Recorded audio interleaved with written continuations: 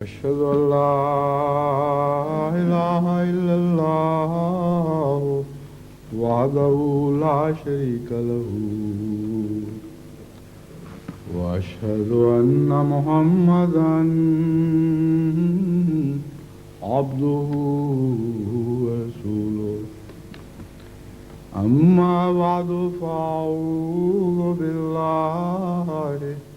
من الشيطان الرجيم بسم الله الرحمن الرحيم الحمد لله رب العالمين الرحمن الرحيم مالك يوم الدين إياك نعبد وإياك نستعين اهدنا الصراط المستقيم صراط الذين أنعمت عليهم غير المغضوب عليهم ولا الضالين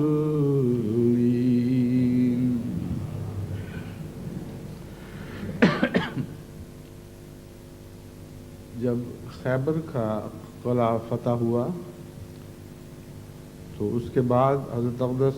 محمد رسول اللہ صلی اللہ علیہ وآلہ وسلم کا نکاح حضرت صفیہ رضی اللہ تعالیٰ عنہ سے ہوا۔ چنانچہ اس نکاح کے بعد اس سفر سے واپسی پر حضرت اقدس محمد رسول اللہ صلی اللہ علیہ وآلہ وسلم جس اونٹنی پہ سوار تھے اسی سواری کے پیچھے حضرت صفیہ کو بھی ساتھ بٹھا لیا۔ جو باتیں اس عرصے میں ہوئیں ان میں سے ایک خاص موضوع پر گفتگو جو آپ نے فرمائی وہ احادیث میں محفوظ ہے۔ آپ نے فرمایا کہ صفیہ میں تم سے بہت معذرت خواہ ہوں اور دل کی گہرائی سے معذرت کرتا ہوں اس بات پر جو میں نے تمہاری قوم کے ساتھ کی، یعنی یہودیوں کا خلاف خیبر جو فتح کیا اور اس دوران جو یہود کے ساتھ سختی کی گئی اس کا ذکر کرتے ہوئے حضرت صفیہ سے حضرت صلی اللہ علیہ وآلہ وسلم نے معذرت فرمائی، لیکن ساتھ ہی فرمایا کہ میں تمہیں یہ بتا دینا چاہتا ہوں کہ اس واقعہ سے پہلے تمہاری قوم نے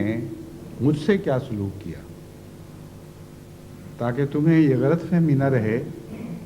کہ گویا میں نے کسی تعصب کے نتیجے میں ناواجب ظلم کے طور پر قلعہ خیبر پہ حملہ کیا اور اس کو تاخت و تاراج کیا۔ چنانچہ حضور صلی اللہ علیہ وآلہ وسلم نے آغاز سے لے کر اس وقت تک کے یہود قبائل کے ان مظالم کا اور ظلم و ستم کا ذکر کرنا شروع فرمایا جو شروع سے ہی وہ کرتے چلے آئے تھے، اور پھر اپنی ذات سے متعلق خصوصیت سے حضرت صفیہ کو بتایا کہ کس طرح میرے اوپر یہ لوگ یعنی ذاتی حملے کرتے رہے اور میری کردار کشی کرتے رہے اور گالیاں دیتے رہے، اور اس ساری گفتگو کا مقصد یہ تھا کہ نکاح کے بعد جو خاتون گھر میں تشریف لا رہی ہیں ان کے دل پر کسی قسم کی غلط فہمی کا داغ نہ رہے اور حضرت صلی اللہ علیہ وآلہ وسلم کی اس شخصیت سے متعلق کسی قسم کی کوئی بھی غلط فہمی باقی نہ رہے۔ ان دنوں جو کہ عراق کا معاملہ زیر بحث ہے، عراق اور کویت کا جو جھگڑا چلا ہے، اس ضمن میں نے کئی خطبات اس موضوع پہ دیے کہ مغربی قومیں ان مسلمان ممالک سے کیا کر رہی ہیں۔ اس دوران مجھے بھی بارہا یہ خیال آیا کہ وہ احمدی مسلمان جو مغربی قوموں سے تعلق رکھتے ہیں ان کے دل میں کہیں یہ وہم پیدا نہ ہو کہ ہم نسلی اختلافات کی وجہ سے اس طرح مغرب کو تنقید کا نشانہ بنا رہے ہیں، اور احمدیوں کے اندر بھی گویا دبا ہوا نسلی تعصب موجود ہے۔ تو سب سے پہلے تو میں اس بات کی وضاحت کرنا چاہتا ہوں کہ حضرت اقدس محمد رسول اللہ صلی اللہ علیہ وآلہ وسلم کے پیغامات میں سے ایک اہم پیغام یہ تھا جسے آپ نے اپنی زبان سے بھی دیا اور اپنے فعل سے بھی اس کی سچائی ثابت فرمائی کہ مذہب کا نسلی اختلافات سے کوئی تعلق نہیں، اور مذہب اس بات کو برداشت نہیں کر سکتا کہ تعصب کے نتیجے میں کسی سے اختلاف کیا جائے یا کسی سے کسی قسم کا جھگڑا کیا جائے۔ جماعت احمدیہ بھی حضرت اقدس محمد مصطفیٰ صلی اللہ علیہ وآلہ وسلم کی سنت کو پر چلنے والی، بلکہ سنت کے معدوم حصوں کو زندہ کرنے والی جماعت ہے۔ ایسی سنت کو اثر نو اپنے کردار میں زندہ کرنے کا عزم لے کر اٹھی ہے جس سنت کے حسین پہلوؤں کو بالعموم مسلمانوں نے بھلا رکھا ہے۔ بس اس پہلو سے دنیا کے کسی انسان کے ذہن میں یہ وہم نہ رہے کہ جماعت احمدیہ بھی نعوذ باللہ من ذالک مشرق اور مغرب کی تقسیموں میں اور اختلافات میں یا سفید اور سیاہ کے اختلافات میں کسی قسم کا نسلی تعصب رکھتی ہے، کیونکہ نسلی تعصب اور اسلام بیک وقت ساتھ نہیں رہ سکتے۔ بس جو بھی تنقید میری طرف سے کی جاتی رہی ہے اور کی جائے گی وہ اسلام کے اعلیٰ اخلاقی اصولوں کے پیش نظر ہے، اور جو بھی اس پہلو سے تنقید کا سزاوار ٹھہرے گا اس پر تنقید کی جائے گی، مگر تکلیف دینے کی خاطر نہیں بلکہ حقائق سامنے رکھنے کے لیے اور معاملات سمجھانے کی خاطر۔ اس تمہید کو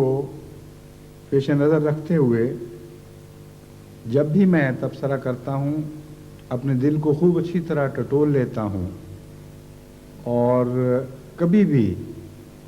کسی قسم کے تعصب کی بنا پر کوئی تنقید نہیں کرتا، بلکہ خدا کے حضور اپنے دل کو صاف پاک کر کے حقائق اور سچائی بیان کرنے کی کوشش کرتا ہوں۔ یہ سچائی بعض صورتوں میں بعض لوگوں کو کڑوی لگتی ہے، بعض صورتوں میں بعض دوسرے لوگوں کو کڑوی لگتی ہے،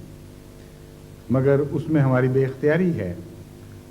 ہم محض تعصبات کی وجہ سے کسی ایک کا ہمیشہ ساتھ نہیں دے سکتے، ہمیشہ سچ کا ساتھ دیں گے، ہمیشہ کلام اللہ کا ساتھ دیں گے،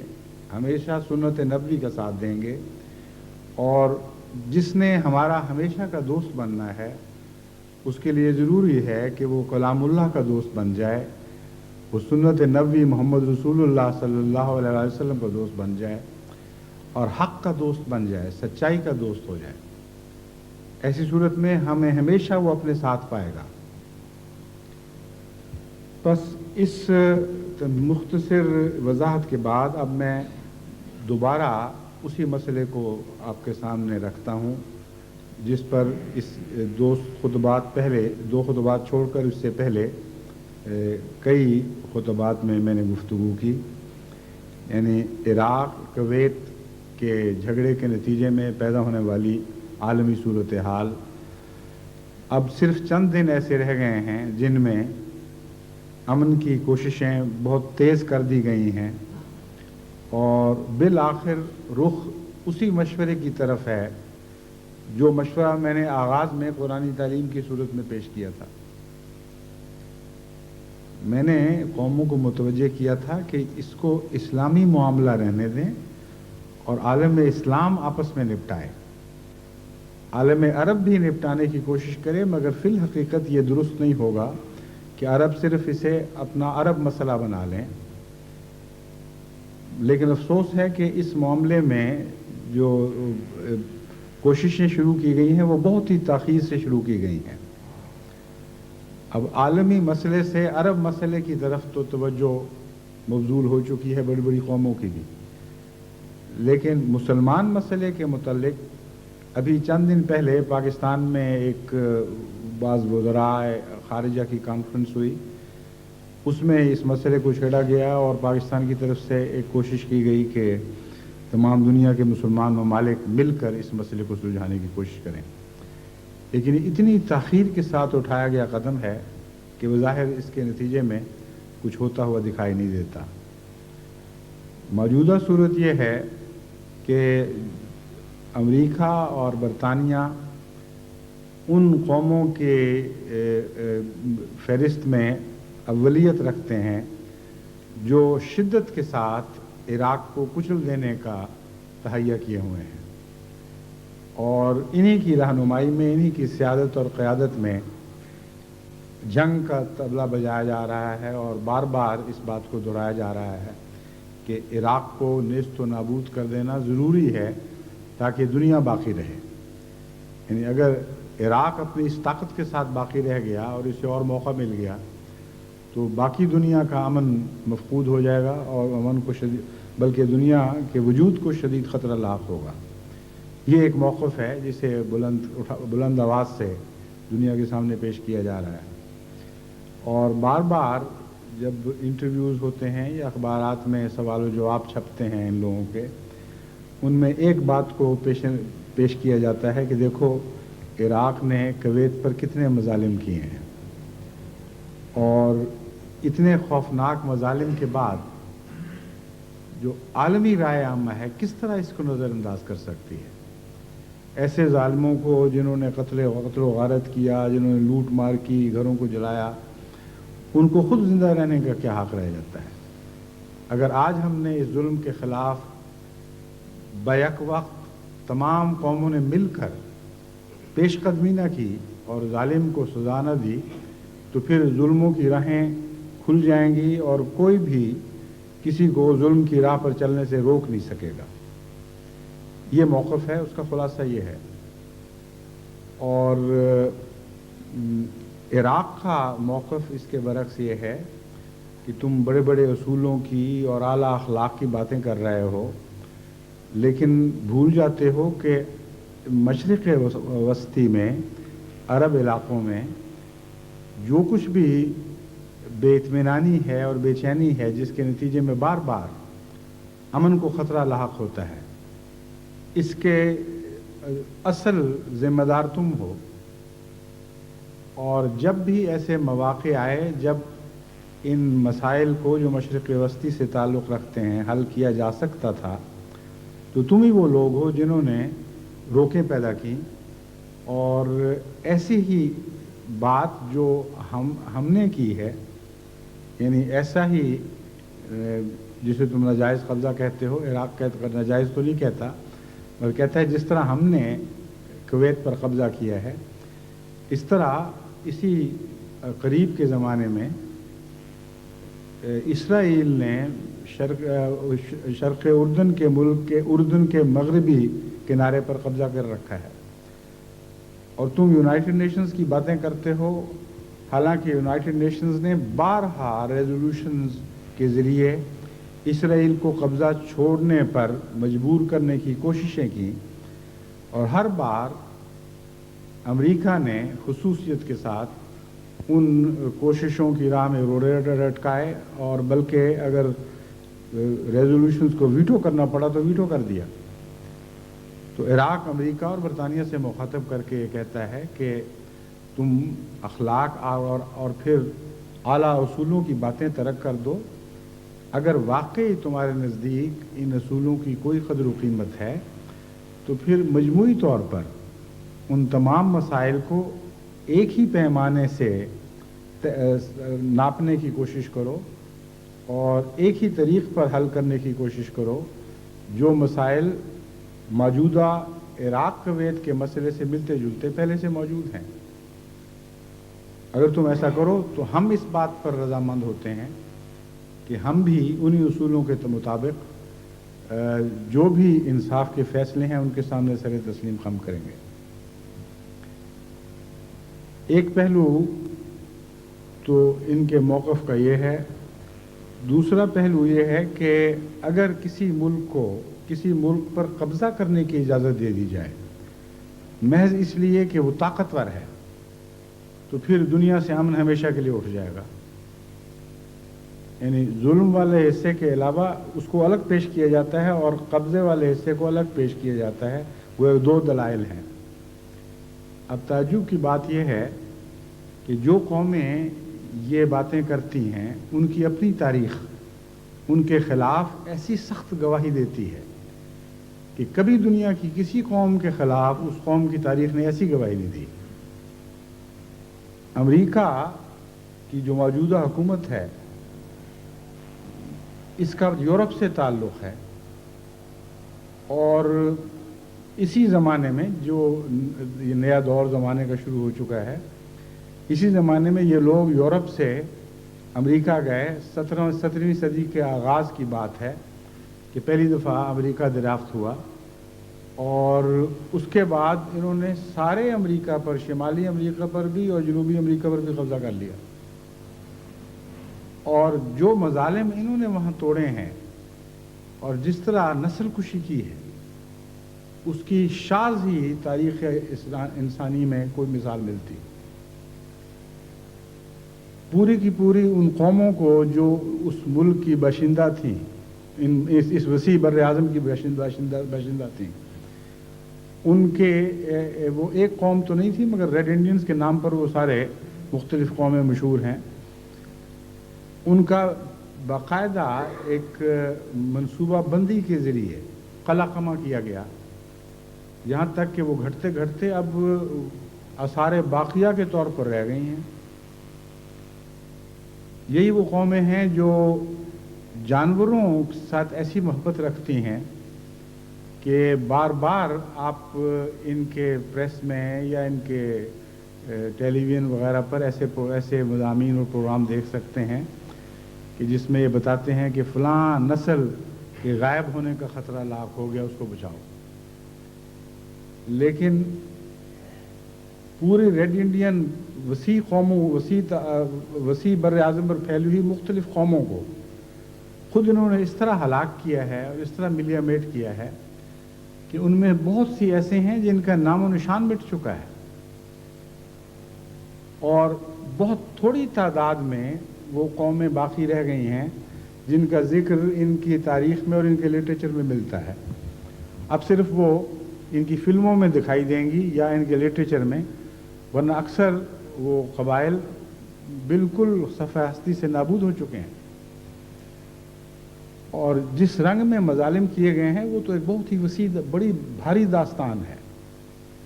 फिर अफ्रीका पर कब्ज़ा करके या अफ्रीका पर हमले करके यूरोपियन कौमों ने जिस तरह मज़ालिम किए हैं, जिस तरह उनके कैदियों को उनको ग़ुलाम बनाकर लखों खा की तादाद में बेचा गया और उनसे ज़बरदस्ती मजदूरियाँ ली गईं और अमेरिका में सबसे ज़्यादा उन कैदियों की मांग थी जिनको ग़ुलाम बनाकर फिर अमेरिका में फ़रोख्त किया गया। और आज अमेरिका की आबादी बता रही है कि वहाँ कसरत के साथ ये स्याह फाम अमेरिकन उसी तारीख़ को ज़िंदा करने की याद ज़िंदा करने वाले हैं जब इंसानों के साथ ऐसा ज़ालिमाना सलूक किया गया कि उसके तसव्वुर से भी इंसान के रोंगटे खड़े हो जाते हैं। जिन कलों में इनको पहले कैद रखा जाता था उनमें से एक कला मैंने भी देखा है और इतनी थोड़ी जगह में इतने ज़्यादा आदमियों को भर दिया जाता था कि ब्लैक होल के मुतल्लिक जो हमने तारीख़ में पढ़ा हुआ है हिंदुस्तान की तारीख़ में, वैसे ब्लैक होल बार बार बनाए गए और बहुत से आदमी उनमें से दम घुटकर मर जाया करते थे और बाकियों को फिर गाय भैंसों की तरह हाँक कर जहाज़ों पर सवार कर दिया जाता था। जहाज़ों की जो हालत होती थी वो ऐसी खौफनाक थी कि इनके अपने मौरख़ीन लिखते हैं कि एक बड़ी तादाद जहाज़ों पर वो सफ़र की सऊबतें बर्दाश्त ना कर सकने के नतीजे में मर जाया करते थे और बहुत ही बुरे हाल में वहाँ पहुँचा करते थे। फिर वहाँ इनको इस तरह हाँका जाता था जिस तरह गाय बैल को हाँका जाता है, सांटे मार के बाकायदा इनसे मजदूरियाँ ली जाती थीं, یہ ان کی سواریاں چلاتے تھے، ان کے حل چلاتے تھے، دوسرے ہر قسم کے کام جو بالعموم انسان جانوروں سے لیتا ہے وہ ان سے بھی لیتا تھا۔ تو جس قوم کی یہ تاریخ ہو، آج وہ یہ اعلان کر رہی ہو کہ انسانیت اور اعلیٰ اخلاق کے نام پر ہم مجبور ہو گئے ہیں کہ کویت کی سرزمین کو بحال کرنے کے لیے ان کمزوروں کی مدد کریں، ظلم و ستم ہو رہا ہے، اس کے خلاف ہم علم بلند کرنے پر مجبور ہو گئے ہیں کیونکہ ہماری اعلیٰ اخلاقی قدریں ہم سے یہ تقاضا کر رہی ہیں۔ اگر ہم نے یہ نہ کیا تو دنیا سے انسانیت مٹ جائے گی۔ اگر ہم نے ایسا نہ کیا تو دنیا سے ہر ملک، ہر غریب اور کمزور ملک کا امن و امان اٹھ جائے گا، اس کی حفاظت کی کوئی ضمانت نہیں رہے گی۔ اگر یہ واقعتاً درست ہے اور اگرچہ بہت دیر میں خیال آیا ہے، تو یہ بھی کہا جا سکتا ہے کہ بہت اچھا، اب اس نیک خیال کے نتیجے میں امریکہ خالی کر دو اور جو بیچارے بچے کچے چند ریڈ انڈینز رہ گئے ہیں ان کے سپرد ان کی دولت کر کے واپس اپنے اپنے پرانے آبائی ملک کی طرف لوٹ جاؤ۔ لیکن جب آپ یہ کہیں گے تو کہیں گے تم پاگل ہو گئے، کیسی باتیں کرتے ہو؟ ان دونوں کے درمیان کوئی لنک نہیں ہے، وہ اور بات تھی، یہ اور بات۔ اب اگر دو ایک جیسی باتوں کو اور بات کہہ کر رد کر دیا جائے تو اس کا کیا جواب ہے؟ برطانیہ جو امریکہ کے ساتھ سب سے زیادہ جوش دکھا رہا ہے عراق کی مخالفت میں، اور وہی دلائل دے رہا ہے بار بار، ان کا اپنا حال یہ ہے کہ آسٹریلیا پر جب انہوں نے قبضہ کیا تو وہ بھی ایک بر اعظم تھا، اور اس معاملے میں امریکہ کے ساتھ بہت گہری مشابہت ہے۔ آسٹریلیا میں جو مظالم توڑے ہیں انگریز قابضوں نے، وہ اتنے زیادہ خوفناک ہیں کہ امریکہ کے مظالم بھی اس کے سامنے کوئی حیثیت نہیں رکھتے۔ ایک نمایاں فرق آسٹریلین ایبوریجنیز یعنی پرانے باشندوں اور امریکن باشندوں میں یہ تھا کہ امریکن باشندے لڑاکا قومیں تھیں، جنگجو قومیں تھیں، اور بڑی بہادری کے ساتھ لڑ کر اپنے اپنے علاقوں کا دفاع کرنا جانتی تھیں اور بڑی عظیم الشان قربانیاں اسلام میں دیتی تھیں۔ لیکن آسٹریلیا کے ایبوریجنیز بالکل امن پسند لوگ تھے اور ان کو لڑنا آتا ہی نہیں تھا بیچاروں کو۔ ان کو جنگلوں میں اس طرح شکار کیا ہے انہوں نے جس طرح ہرن کا شکار کیا جاتا ہے، اور جب شکار کرنے کے بعد جو بچ جاتے تھے ان کو پکڑ کر اس باقاعدہ آپریشنز کے ذریعے اس حال تک پہنچا دیتے تھے کہ آئندہ ان سے نسل پیدا ہی نہ ہو سکتی، اور بہت ہی وسیع پیمانے پر اور بڑے بھیانک طریق پر نسل کشی کی گئی ہے۔ یہاں تک کہ ان قوموں میں سے جن میں 600 الگ الگ زبانیں بولی جاتی تھیں ایک وقت میں،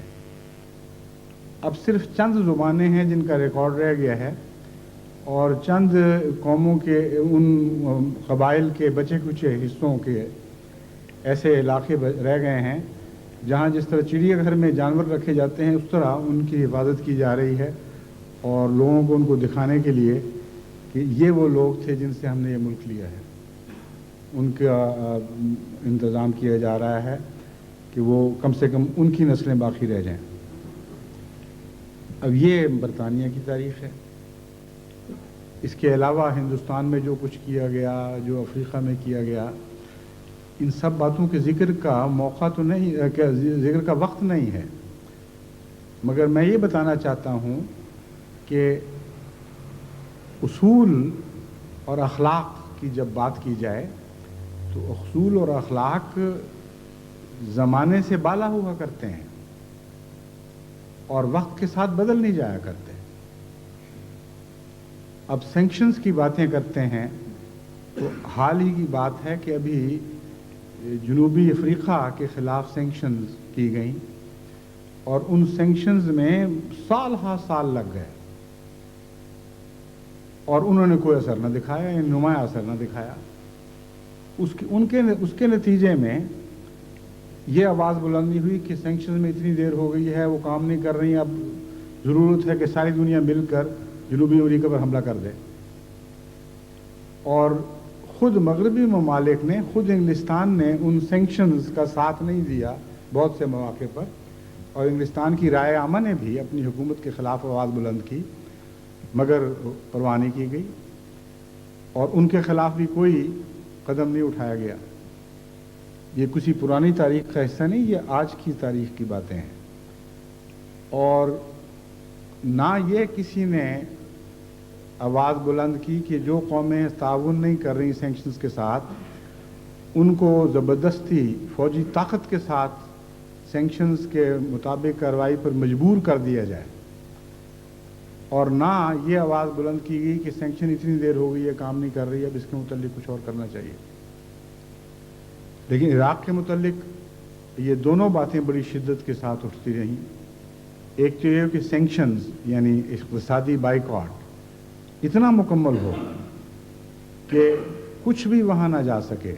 خوراک نہ جا سکے، ادویہ نہ جا سکیں، کوئی چیز کسی قسم کی وہاں داخل نہ ہو، نہ وہاں سے باہر نکل سکے، اور ساتھ ہی اس سختی کے ساتھ اس کو نافذ کیا گیا کہ چاروں طرف سے عراق کی ناکہ بندی کر دی گئی، بلکہ اردن کی بھی ناکہ بندی کر دی گئی، جس کے راستے سے یہ امکان تھا کہ یہ سینکشن توڑ دی جائے گی یا اس کے کسی حصے میں اس کی خلاف ورزی کی جائے گی۔ اس کے علاوہ ساتھ ہی اسرائیل کا شرق اردن کے دریا کے مغربی کنارے پر قبضہ موجود ہے، اس پر کوئی سینکشن نہیں چلائی گئی، اور جس قسم کے مظالم اسرائیل نے فلسطینیوں پر توڑے ہیں ان کے ذکر میں کوئی آواز اس کے خلاف بلند نہیں کی گئی۔ اگر وہی دلیل جو آج عراق کے خلاف دی جا رہی ہے وہاں بھی چسپاں کی جاتی تو آج سے بہت پہلے یہ مسئلہ حل ہو چکا ہوتا۔ پھر جب آپ امریکہ کی تازہ تاریخ پر غور کرتے ہیں تو ان کی خود امریکن مصنفین کی لکھی ہوئی تاریخوں سے اور بعض اعداد و شمار پر مشتمل کتب سے معلوم ہوتا ہے کہ امریکہ نے CIA کے ذریعے آج کے زمانے میں تمام دنیا کے مختلف ممالک میں حسب ضرورت دخل دیا ہے، اور ٹیررزم سے باز نہیں رہے، کسی قسم کی ظالمانہ کارروائیوں سے باز نہیں رہے، اور وہاں اپنا حق سمجھا ہے کہ ہم جو چاہیں یہ کریں۔ ابھی حال ہی میں ایک کتاب شائع ہوئی ہے، secret wars of the president, یا پریزیڈنٹ سیکرٹ وارز، یعنی امریکہ کے پریزیڈنٹ کی خفیہ جنگیں، اور اس میں یہ بتایا گیا ہے کہ کورٹ آپریشن یعنی مخفی کارروائیوں کی اصطلاح کے نیچے ہر قسم کی ظلم و ستم کی اجازت تھی، جو چاہے کرو، کرو جس کو چاہو قتل کرواؤ، جہاں چاہو پانیوں میں زہر ملا دو، خوراک کو گندا کر دو، عام بنی نوع انسان کے قتل عام سے بھی پرہیز نہ کرو، جو چاہو کرو مگر مخفی طریق پر ہو، اور ڈینائبلٹی کی طاقت موجود رہے۔ یعنی یہ بھی ایک نئی اصطلاح ہے بڑی دلچسپ۔ ڈینائبلٹی کا مطلب یہ ہے کہ ہمارے پریزیڈنٹ صاحب باوجود اس کے کہ عملاً ہر چیز کی اجازت دے رہے ہوں، لیکن ان کے لیے یہ گنجائش باقی رکھی جائے کہ جب بعض باتوں کا علم ہو اور ان سے سوال کیا جائے کہ بتائیے کیا آپ کے حکم پر ایسا ہوا تھا، تو وہ کہیں بالکل نہیں، میرے حکم پر ایسا نہیں ہوا اور میں تحقیق کرواؤں گا۔ اس کا نام ہے ڈینائبلٹی۔ تو جو ٹیررزم یہ مسلمان ممالک کی طرف منسوب کرتے ہیں اس سے 1000 گنا زیادہ ٹیررزم اسرائیل تو الگ رہا، خود امریکہ نے کیا ہوا ہے اور کر رہا ہے۔ آج بھی اسی طرح CIA مصروف عمل ہے، کہیں فوجی انقلابات برپا کیے جا رہے ہیں، کہیں ویتنام اور کوریا میں یا لاؤس میں یا گواٹے میں یا ایران میں جو ان کی کاروائیاں ہوئی ہیں، آپ اس کتاب میں پڑھ کر دیکھیں تو آپ حیران رہ جائیں گے۔ وہ کتاب کسی مخالف کی نہیں بلکہ خود ایک امریکن مصنف کی ہے، جس نے اور بھی اچھی کتابیں اس موضوع پہ لکھی ہیں اور مستند کتابیں ہیں۔ تو اب بتائیے وہ اصول کہاں گئے؟ وہ صرف فرق یہ ہے کہ مسلمان ممالک بدقسمتی سے سادگی سے کام لیتے ہیں، اور سادگی بھی اتنی جو بے وقوفی کی حد تک سادگی ہے. ڈپلومیسی کی زبان نہیں جانتے، بجائے اس کے کہ وہ بھی کہیں ہم کورٹ آپریشنز کر رہے ہیں، یعنی مخفی آپریشنز کر رہے ہیں. کھل کے کہتے ہیں ہم تم سے انتقام لے دیں گے، اے رشدی ہم تمہیں قتل کر دیں گے، اے فلاں اسلام اجازت نہیں دیتا کہ تم سے حسن سلوک کیا جائے، جس طرح چاہیں ہم تمہیں برباد کریں گے. ہاتھ کچھ ہوتا نہیں، ہتھیار ان لوگوں سے مانگتے ہیں.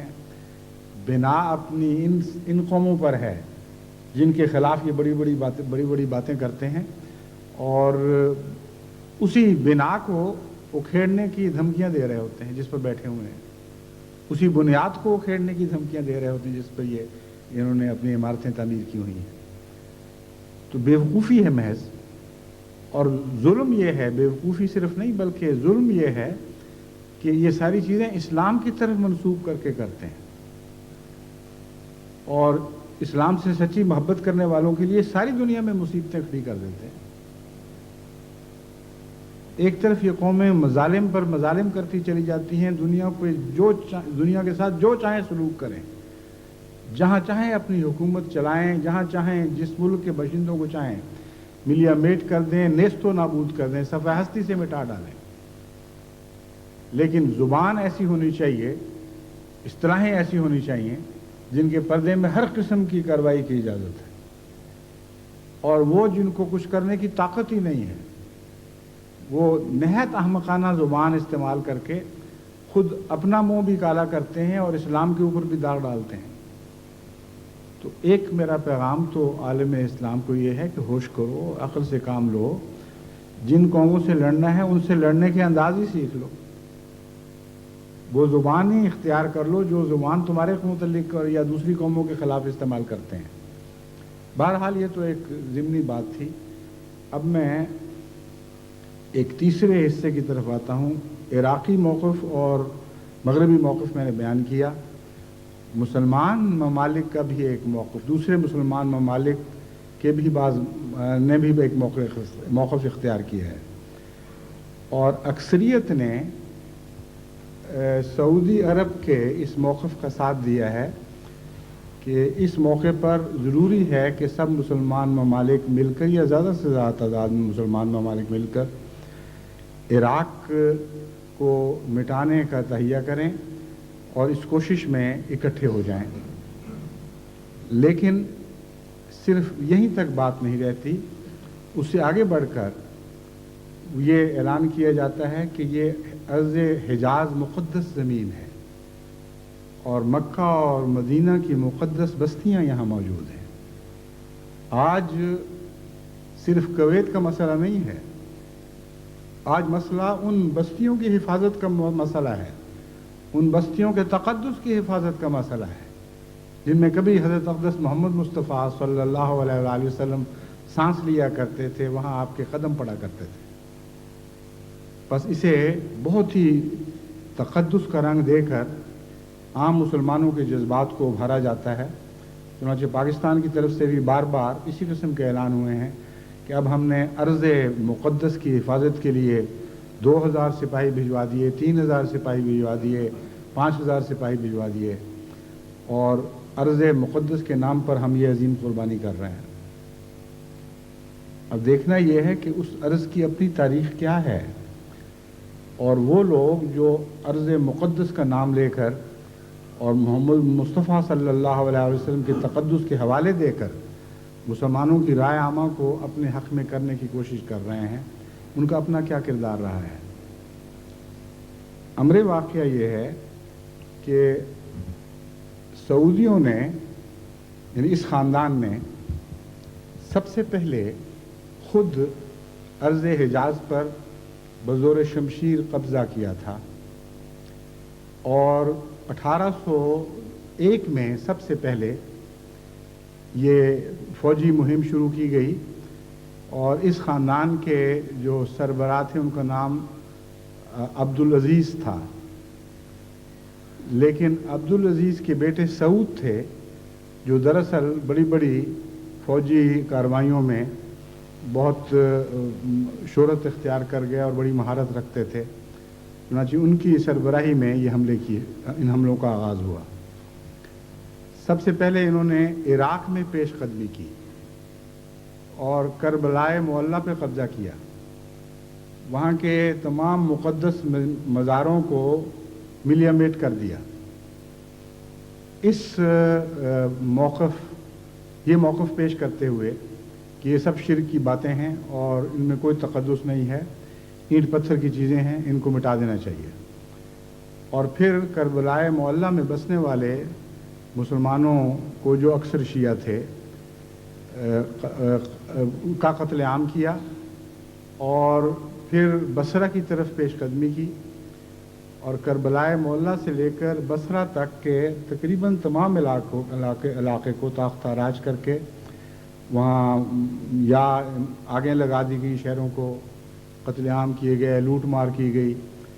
हर किस्म के मज़ालिम जो आज इराक़ की तरफ मंसूब किए जाते हैं,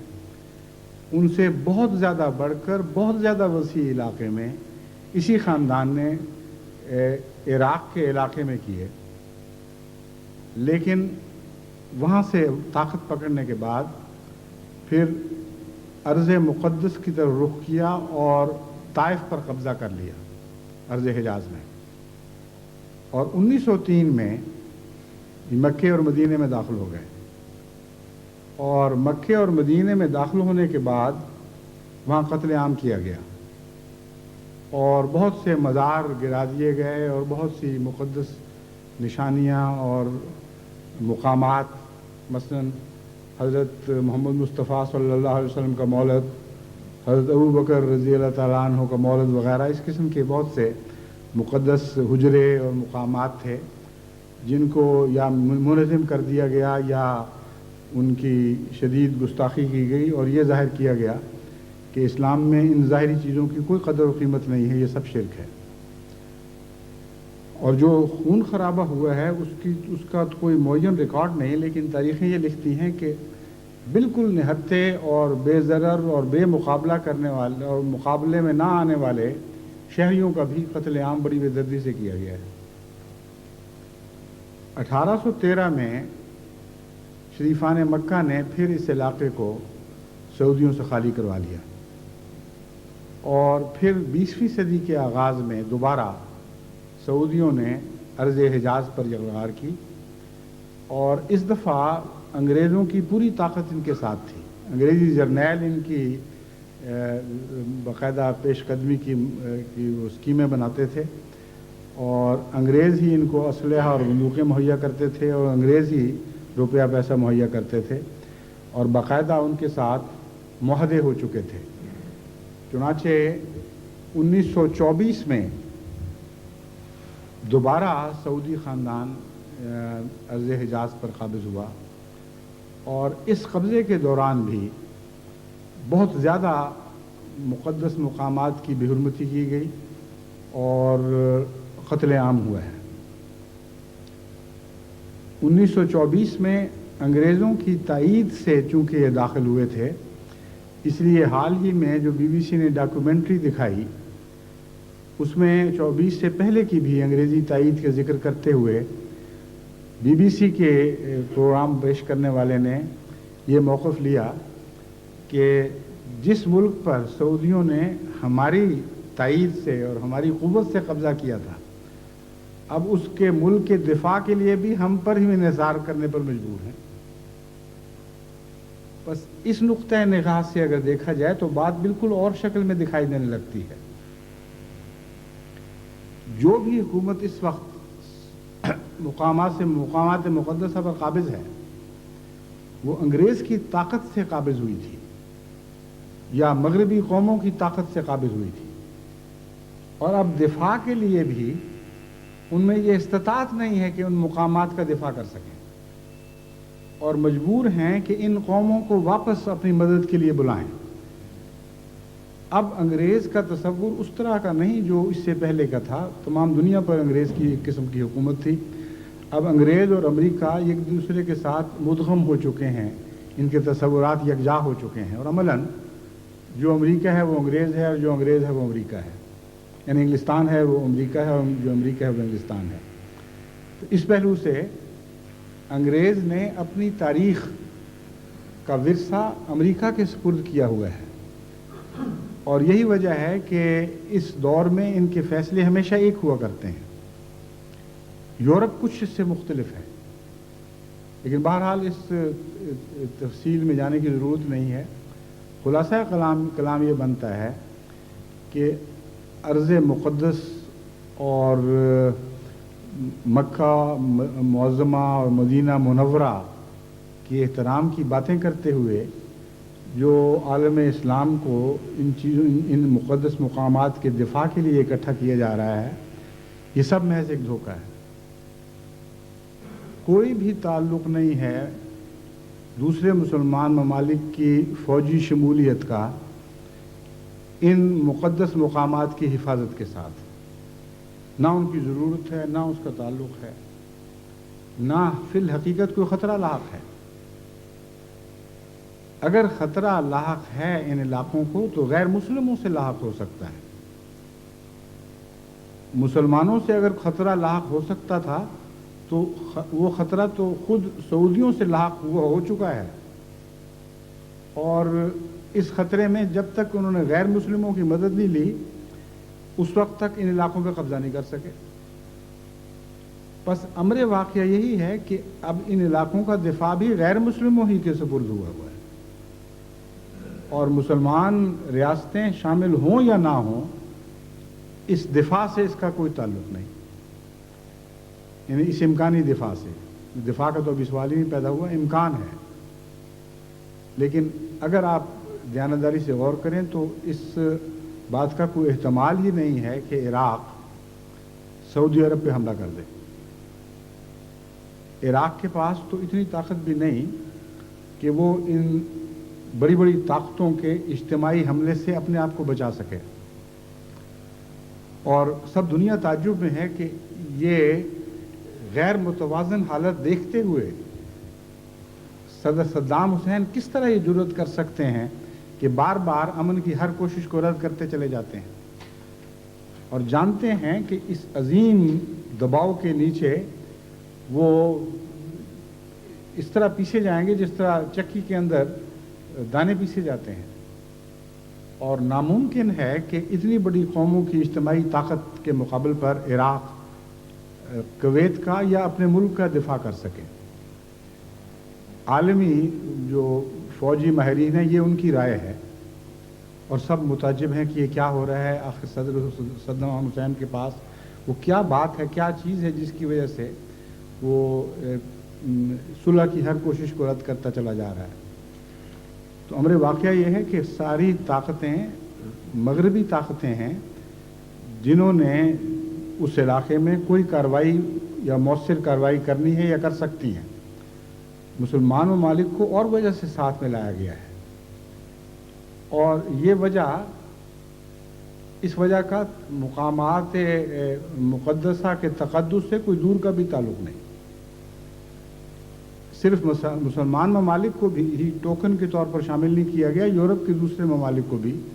टोकन के तौर पर शामिल किया गया है। जापान पर भी बड़ा भारी दबाव डाला गया कि तुम भी शामिल हो जाओ, और इस तरह दुनिया के मशरिक़ और मगरिब की दूसरी कौमों को भी साथ शामिल करने की कोशिश की गई। उसकी वजह यह नहीं कि उनकी ज़रूरत थी,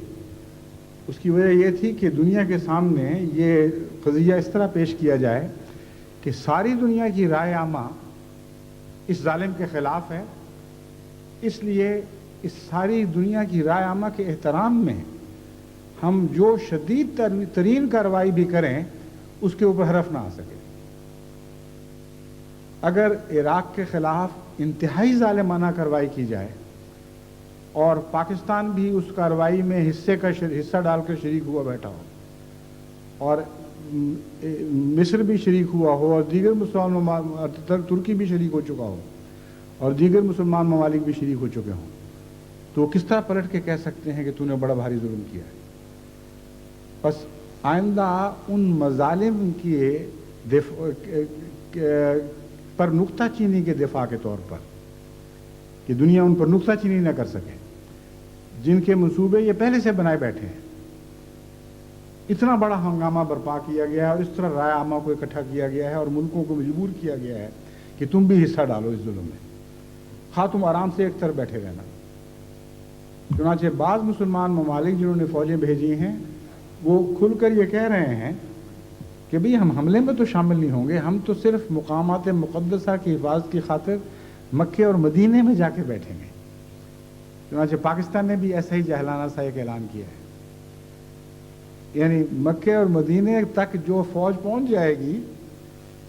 اور تمام عالمی طاقتوں کو ملیا میٹ کرتے ہوئے پہنچے گی، اس فوج سے بچانے کے لیے تم رہ جاؤ گے باقی.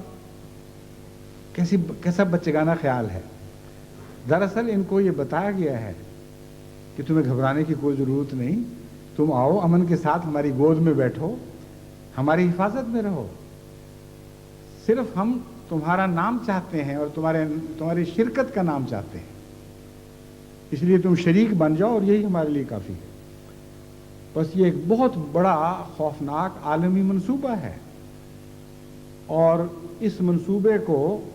دنیا کے سامنے حسین طریق پر دھوکے کے ساتھ پیش کرنے کے یہ سارے ذرائع ہیں جو اختیار کیے جا رہے ہیں. اب پھر سوال اٹھتا ہے کہ صدر صدام حسین کیوں اس چھوٹی سیدھی سادی کھلی ہوئی حقیقت کو جان نہیں سکتے، پہچان نہیں سک رہے، اور کیوں مصر ہیں کہ نہیں ان شرائط پر میں کویت کو خالی کرنے کے لیے تیار نہیں. میں یہ سمجھتا ہوں اور باتوں کے علاوہ صرف کویت کو خالی کرنا مقصود نہیں ہے. یہ فیصلہ کر چکے ہیں کہ ہر حالت میں عراق کو نہتا کر دیا جائے گا اور بے طاقت بنا دیا جائے گا، اور کویت سے نکلنا پہلا قدم ہے. اسی لیے اس کے بعد یہ شرط نہیں لگا، صرف یہ کہتے ہیں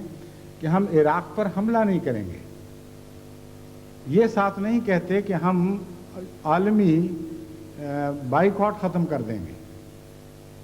اقتصادی بائیکاٹ ختم کر دیں گے. یہ نہیں کہتے کہ ہم مزید دباؤ ڈال کر تمہارے کیمیائی کارخانے جو جنگوں میں ہلاکت خیز کیمیاوی مادے بنانے کے لیے استعمال ہوتے ہیں ان کو برباد نہیں کریں گے یا ان پر دخل نہیں دیں گے. یہ نہیں کہتے کہ ہم تمہاری ایٹمی توانائی کے مراکز کو ختم کرنے کے لیے مزید تم سے مطالبے نہیں کریں گے اور مزید دباؤ نہیں ڈالیں گے. لیکن یہ نہ کہنے کے باوجود دبی زبان سے یہ اظہار جگہ جگہ ہو جاتا ہے کہ اس کے بعد کچھ کرنا ضرور ہے. اور عراق خوب اچھی طرح سمجھتا ہے، عراق جانتا ہے کہ محض کویت کا مسئلہ نہیں ہے. اگر میں کویت خالی بھی کر دوں تو جن مقاصد کی خاطر یہ کویت کی حمایت کر رہے ہیں وہ مقاصد پورے نہیں ہو سکتے جب تک مجھے بالکل ناطاقت کر کے نہ چھوڑا جائے. بس عملاً صدر صدام کے پاس دو راہیں نہیں بلکہ ایک ہی راہ ہے، اور وہ راہ یہ ہے کہ اگر انہوں نے اپنے بد ارادے پورے کرنے ہی ہیں تو پھر اس حالت میں مرا جائے کہ مرتے مرتے ان کو بھی اتنا نقصان پہنچا دیا جائے کہ ہمیشہ کے لیے لولوں لنگڑوں کی طرح رہیں اور پھر پہلے جیسی طاقت اور پہلے جیسا تکبر باقی نہ رہے. بس جہاں تک میں سمجھتا ہوں صدر صدام حسین اس وجہ سے بضد ہیں کہ تمہاری شرائط پر میں کویت خالی نہیں کروں گا. ہو سکتا ہے اب پیرس ڈوکویلا جو وہاں جا رہے ہیں اقوام متحدہ کے سیکرٹری جنرل، ان کے ساتھ گفت و شنید کے دوران کچھ باتیں کھل کر سامنے آئیں، اور میں امید رکھتا ہوں کہ اگر پیرس ڈوکویلا کی طرف سے ایسی گفت و شنید کا آغاز ہو جائے جس کے نتیجے میں بالآخر عراق کو یہ تحفظ دیا جائے اور اس بات کی یونائٹڈ نیشنز کی طرف سے ضمانت دی جائے کہ اگر تم کویت کو خالی کر دو تو اول تمام عرب مسئلے کو یکجائی صورت میں دیکھا جائے گا اور یونائٹڈ نیشنز اس کی طرف متوجہ ہوگی، اور دوسرے یہ کہ تمہارے ساتھ اس کے بعد کسی قسم کی کوئی زیادتی نہیں ہوگی اور عالمی بائیکاٹ کو اٹھا دیا جائے گا اور تمہیں اپنے حال پر چھوڑ دیا جائے گا۔ اگر یہ دو شرطیں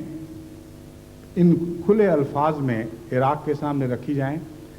تو میں یہ یقین رکھتا ہوں کہ ان شرطوں پر عراق صلح کرنے پر آمادہ ہوگا۔ لیکن خطرہ مجھے یہ ہے کہ یہی دو شرطیں ہیں جو سب سے زیادہ ان ممالک کے مزاج کے خلاف ہیں جن مظالم نے ساری دنیا میں ایک طوفان اٹھا رکھا ہے اس قصے پر۔ یہی وہ دو باتیں ہیں جو کسی قیمت پر ان کو قبول نہیں ہیں۔ اگر ایران کی فوجی طاقت کو مٹا دینا ان کے پیش نظر نہ ہوتا،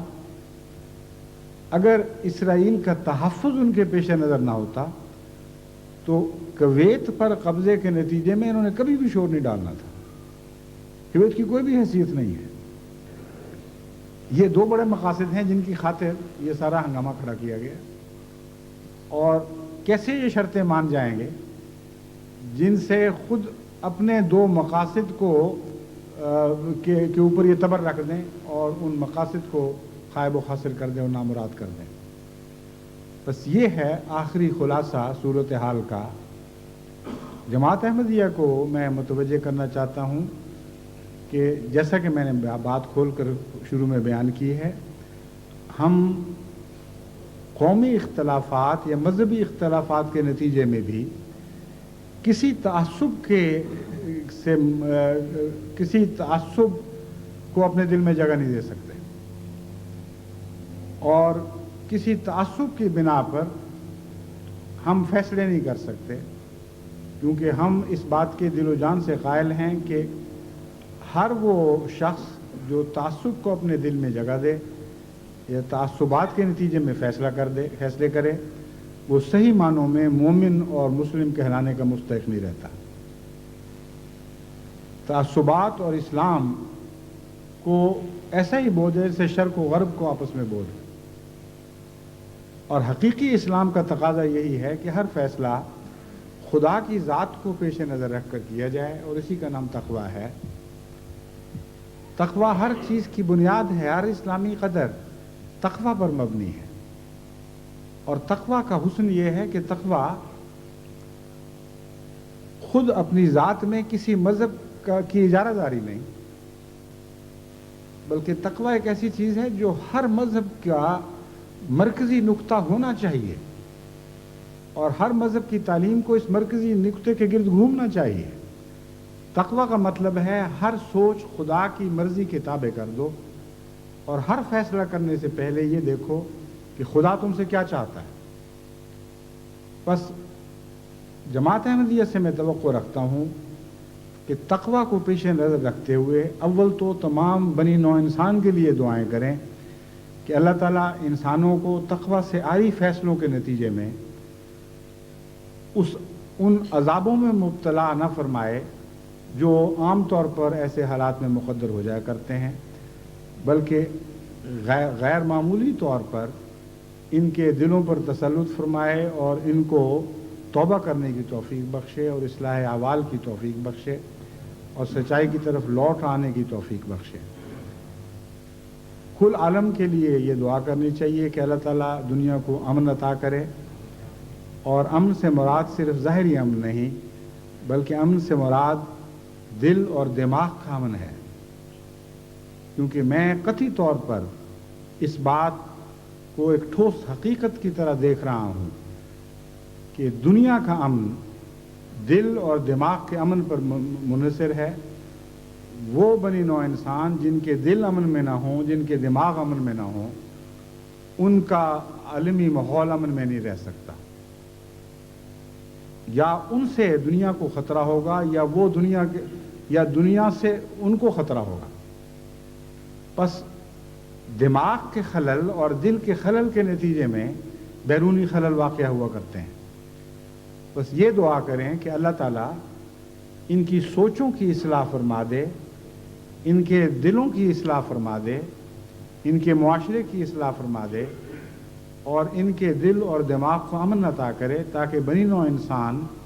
کو بحیثیت مجموعی امن نصیب ہو۔ اس موجودہ تعلق میں خصوصیت کے ساتھ یہ دعا کریں کہ اللہ تعالیٰ مسلمان ممالک کو اب بھی عقل دے اور وہ اس ظلم میں غیر مسلم قوموں کا شریک نہ بنے کہ ان کے اعلیٰ مقاصد کی خاطر جو ان کے مفادات سے تعلق رکھتے ہیں ایک عظیم مسلمان طاقت کو ملیا میٹ کر دیں اور اپنے اپنے انگوٹھے اس فیصلے پر ثبت کر دیں اور تاریخ عالم میں ہمیشہ کے لیے ایک ایسی قوم کے طور پر لکھے جائیں جنہوں نے اپنی زندگی کے نہایت منحوس فیصلے کیے تھے، ایسے فیصلے کیے تھے جو بدترین سیاہی سے لکھے جانے کے لائق بنتے ہیں، جس کے نتیجے میں دنیا کے اندر ایسے تغیرات برپا ہونے ہیں اور آئندہ لکھنے والا لکھے گا کہ ہو چکے، کہ ان فیصلوں کے بعد پھر دنیا کا امن ہمیشہ کے لیے اٹھ گیا اور امن کے نام پر جو جنگ لڑی گئی تھی اس نے اور جنگوں کو جنم دیا اور ساری دنیا میں بدامنی پھیلتی چلی گئی۔ یہ مورخ نے جو باتیں بعد میں لکھنی ہیں یہ آج ہمیں دکھائی دے رہی ہیں کہ کل ہونے والی ہیں، اگر مسلمان ممالک نے ہوش نہ کی اور بروقت اپنے غلط اقدامات کو واپس نہ لیا اور اپنی سوچوں کی اصلاح نہ کی۔ بہرحال اگر یہ اس طرح انہی باتوں پر قائم رہے تو عراق مٹتا ہے یا نہیں مٹتا یہ تو کل دیکھنے کی بات ہے، مگر اس سارے علاقے کا امن ہمیشہ کے لیے مٹ جائے گا۔ کبھی دوبارہ عرب اس حال کو واپس نہیں لوٹ سکیں گے، اسرائیل پہلے سے بڑھ کر طاقت بن کر ابھرے گا اور اسرائیل کے خلاف کسی قسم کی کارروائی کے متعلق کوئی عرب طاقت سوچ بھی نہیں سکے گی، کم سے کم ایک لمبے عرصے تک، اور اس کے نتیجے میں تمام دنیا میں شدید مالی بحران پیدا ہوں گے، اور چونکہ آج کل دنیا کی ترقی یافتہ ممالک خود مالی بحران کا شکار ہیں، اس لیے تیسری دنیا کے مالی بحران کے نتیجے میں ایسے سیاسی اثرات پیدا ہوں گے کہ اور جنگیں چھڑیں گی اور دنیا کا امن دن بدن برباد ہوتا چلا جائے گا۔ مختصراً یہ کچھ ہے جو آئندہ پیش آنے والا ہے اگر آج مسلمان ممالک نے اصلاح احوال نہ کی۔ بار بار مغربی مفکرین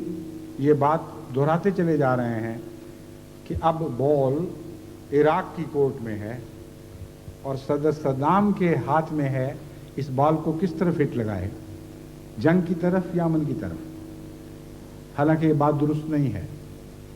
صدر صدام کے ہاتھ آپ لوگوں نے اس طرح باندھ رکھے ہیں اور اس معاملے کو اس طرح اٹھایا ہے کہ اس کے لیے اب کوئی حقیقت میں دو راہیں پر کھڑے ہونے والا معاملہ نہیں ہے بلکہ ایک ہی راہ پر کھڑا ہے، جس میں آگے بڑھے تو تب بھی ہلاکت ہے، پیچھے ہٹے تو تب بھی ہلاکت ہے۔ آگے بڑھے تو ہلاکت اس رنگ میں ہوگی کہ اچانک تیز ہلاکت، لیکن ساتھ دشمن بھی بہت حد تک شدید نقصان اٹھائے گا۔ پیچھے ہٹے تو دم گھونٹ کر مارا جائے گا۔ اس لیے صدام حسین کو تو آپ نے دوراہے پر لا کے کھڑا نہیں کیا ہوا بلکہ دوسری راہ اس سے منقطع کر دی ہے۔ اگر کوئی باعزت سمجھوتے کی راہ اس کے سامنے کھولی ہوتی تو پھر وہ یہ فیصلہ کر سکتا کہ جنگ کی راہ اختیار کروں یا امن کی راہ اختیار کروں۔ اب تو فیصلہ یہی ہے کہ ایک دم مر مٹنے کی راہ اختیار کروں اور عزت کے ساتھ مر جانے کی راہ اختیار کروں یا ذلت کے ساتھ دم گھونٹ کر مارا جاؤں۔ پس دعا یہ کرنی چاہیے۔ ہاں، بال جو ہے دراصل صدر صدام حسین کی کورٹ میں نہیں ہے، وہ مسلمان ممالک کی کورٹ میں ہے۔ اگر مسلمان ممالک اس صورتحال کو صحیح سمجھ سکیں اور آج نہ صحیح کل کے مورخ سے کے قلم سے بچنے کے لیے اور تاریخ جو ان پر تعزیر لگائے گی اس سے بچنے کی خاطر ہی صحیح، اگر وہ اپنے فیصلے پر نظر ثانی کریں اور یہ اعلان کر دیں کہ عراق سے نپٹنا ہوگا تو ہم نپٹیں گے، مغربی طاقتیں ہمارے ممالک سے پیچھے ہٹ جائیں، ہمارے ممالک کو خالی کر دیں، اور اگر کوئی مدد کرنی ہے تو ہتھیاروں کے ذریعے جس طرح پہلے بھی مدد کی جاتی ہے، عراق کی بھی مدد کرتے رہے ہو، اس طرح ہماری مدد کرو اور اس معاملے کو ہمارے حال پر چھوڑ دو، ہم خود اس سے نپٹیں گے۔ اگر آج یہ اعلان کر دیں تو مغربی طاقتوں کے پاس کوئی بھی عذر باقی نہیں رہتا کہ وہ زبردستی عراق پر حملہ کریں،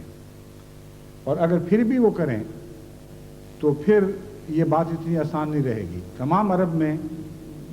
مغربی اور تمام عالم اسلام میں مغربی ممالک کے خلاف بغاوت شروع ہو جائے گی۔ بس یہ ہے اصل صورتحال۔ دعا یہ کریں کہ مسلمان ممالک کو اللہ تعالیٰ عقل عطا فرمائے، صحیح سوچ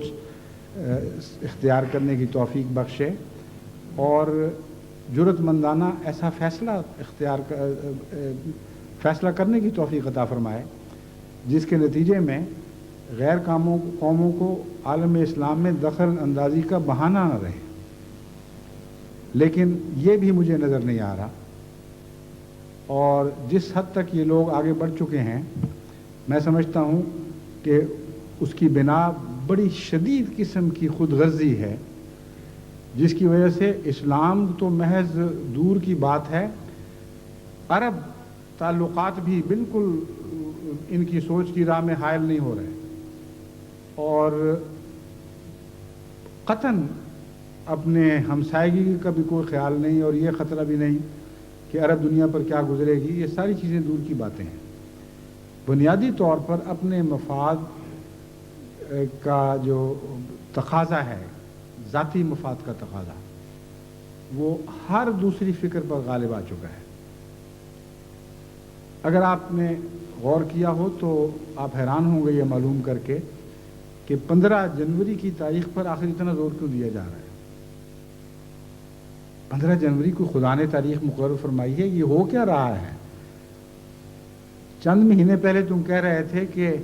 سینکشنز لگائی گئی ہیں، 1 سال کے اندر اندر سینکشنز کام کریں گی، اور یقیناً کریں گی، 6 مہینے تک ہو سکتا ہے پورے نتیجے ظاہر نہ ہوں۔ اس قسم کی کھلی کھلی باتیں امریکہ کیا کرتا تھا، اور دوسرے مغربی مفکرین بھی ایسے ہی تخمینے پیش کرتے تھے۔ اب اچانک یہ کیا ہو گیا ہے کہ اگرچہ ان سینکشنز نے کام شروع کیا اور اس کی تکلیف بھی عراق کو پہنچی، بجائے اس کے کہ انتظار کرو اور عراق کو اور کمزور ہونے دو،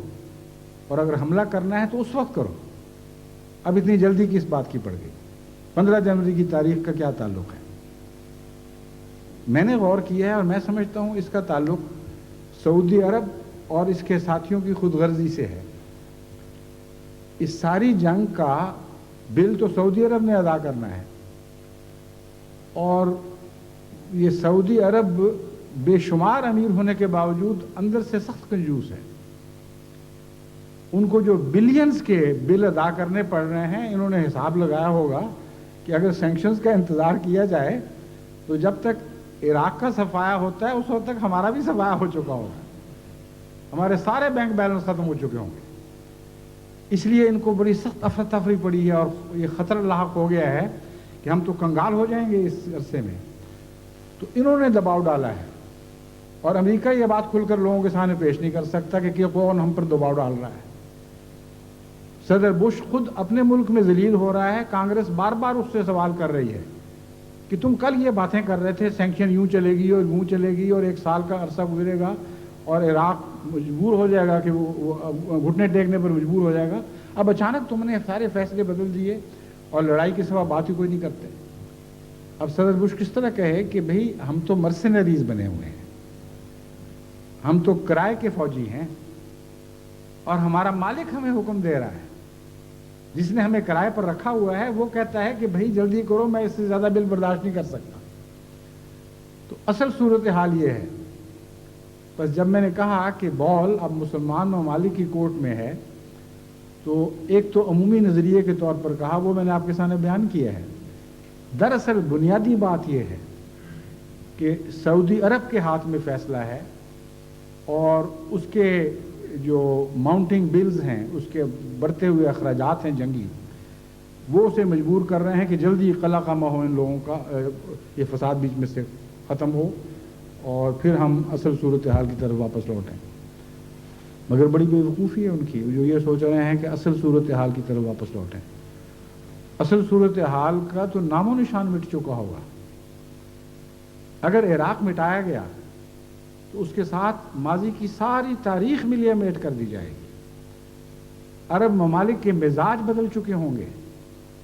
अरब कौमों की सोचें बदल चुकी होंगी और नए हालात में नए ज़माने पैदा होंगे। और ये बेवकूफ़ों वाली ख्वाबें देखने वाले लोग जो चाहते हैं कि जल्द कज़िये से निपटें और असल हालात की तरफ वापस लौटें, कभी भी किसी असल की तरफ वापस नहीं लौटेंगे, बल्कि तारीख़ इन्हें रंगेतती हुई आगे बढ़ाती चली जाएगी और नहायत ख़तरनाक किस्म के आइंदा हालात, ख़तरनाक हालात हैं जिनसे इनको दरपेश होंगे और उनसे बच नहीं सकेंगे। ये तो ऐसी लहरों पर सवार हो चुके हैं जैसे पहाड़ी नदी नाले जब ज़्यादा तेज़ उतराई में चलते हैं तो उनकी मुंह से झागें निकलती हैं, उनके ऊपर मजबूत से मजबूत कश्ती या जहाज़ भी हो तो तिनकों की तरह उससे खेलते हैं ये मौजें। और ख़ास तौर पर जब वो चट्टानों से नीचे उतरती हैं आबशारों की सूरत में ये नदियाँ, तो बड़ी से बड़ी मजबूत चीज़ों के भी परखच्चे उड़ा देती हैं, पुर्जा कर डालती हैं। बस ये ज़माने की ताकतवर लहरें हैं जिन पर ये सवार हो चुके हैं और इनसे अब वापसी इनके लिए मुमकिन नहीं। सिर्फ एक राह वापसी की है कि तक़वा इख्तियार करें, अपने फ़ैसले खुदा को पेश नज़र रख कर करें, उम्मत मुस्लिमा का अमूमी मफाद पेश नज़र रखें और अपने ज़ाती मफाद को कुर्बान करने पर तैयार हों। अगर ये ऐसा करेंगे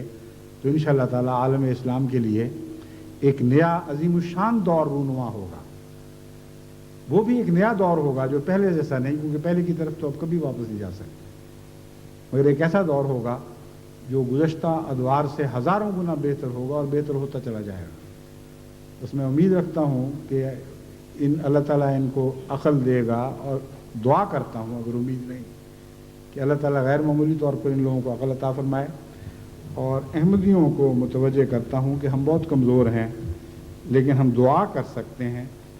दुआ करना जानते हैं, दुआओं के फल हमने खाए हुए हैं और खाते हैं। बस जब नमाज़ों में इय्याका नाबुदु व इय्याका नस्तईन की दुआ किया करें तो खुसूसियत के साथ मौजूदा हालात को पेश नज़र रखते हुए खुदा ताला से ये अर्ज़ किया करें कि मक्के और मदीने की बस्तियों का तक़द्दुस तो इबादत से वाबस्ता है और हमेशा इबादत से वाबस्ता रहेगा। ये बस्तियाँ इसलिए मुक़द्दस हैं कि इन बस्तियों में इब्राहीम और मोहम्मद मुस्तफ़ा सल्लल्लाहु अलैहि वसल्लम ने इबादतें की हैं। बस आज इस दुनिया में उन इबादतों को ज़िंदा करने वाले हम तेरे आजिज़ ग़ुलाम हैं, उस शान के साथ नहीं, मगर जिस हद तक भी तौफ़ीक़ पाते हैं हम उन इबादतों को उसी तरह ज़िंदा करने की कोशिश कर रहे हैं। बस ऐ हमारे माबूद, हमारी इबादतों को कबूल फरमा और हमारी मदद फरमा। और आज अगर तूने इबादत करने वालों की मदद न की तो दुनिया से इबादत उठ जाएगी और दुनिया से इबादत का ज़ौक़ उठ जाएगा। बस तू हमारी इल्तिजाओं को कबूल फरमा, इय्याका नाबुदु, हम सिर्फ तेरी इबादत करते हैं, दुनिया की किसी कौम की तरफ नहीं देख रहे, तेरी तरफ देख रहे हैं, तेरे हुज़ूर झुक रहे हैं, तू मदद फरमा। अगर हमारी ये दुआ कबूल हो जाए और अगर दिल की गहराइयों से उठे और तमाम दुनिया से अहमदी ये दुआएं कर रहे हों तो भाई हरगिज़ बईद नहीं कि ये दुआ कबूल हो जाए। तो फिर आप देखेंगे कि इंशाअल्लाह ताला बॉल किसी की कोर्ट में नहीं रहेगा, बॉल तकदीर इलाही की कोर्ट की तरफ वापस चला जाएगा और आपकी दुआएं हैं जिनका हाथ तकदीर इलाही पर पड़ता है या जिनका हाथ तकदीर इलाही के कदमों को छूता है और फिर तकदीर इलाही आपकी दुआओं के साथ साथ रंग बदलती चली जाती है। अब दुनिया को ये रंग बदलते हुए दिखा दें और दुनिया को बता दें कि खुदा आपका है और आपके साथ है और आप जिसके साथ हैं खुदा उसके साथ होगा।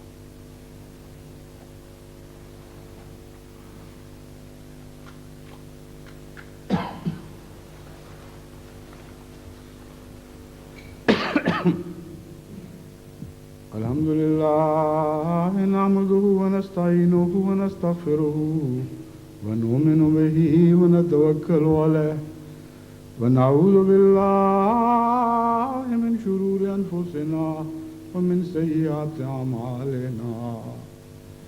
मन यहदिहिल्लाहु فلا مضل له ومن يضلله فلا هادي له ونشهد أن لا